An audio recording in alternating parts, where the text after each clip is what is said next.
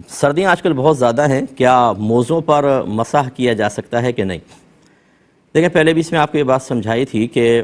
نبی کریم صلی اللہ علیہ وسلم نے موزوں پر مسح ضرور فرمایا، لیکن وہ آپ کے چمڑے کے موزے تھے اور ٹخنوں سے اوپر تھے اور پنڈلی میں خوب چمٹے ہوئے تھے، اور پھر نبی کریم صلی اللہ علیہ وسلم نے ان پر مسح فرمایا ہے۔ تو لہٰذا جو موزے آج کل کے دور میں بھی کم از کم اتنے موٹے ہوں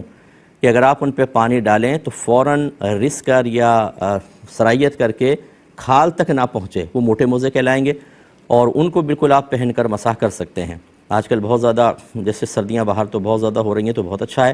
کہ آپ موٹے موزے پہنیں، گھر سے وضو کر لیں اور موٹے موزے پہن لیں، پھر وہاں جا کے چاہے وضو ٹوٹ جائے، اب باقی وضو آپ کو کرنا ہوگا، موزوں پہ صرف مسح کر لیجئے گا۔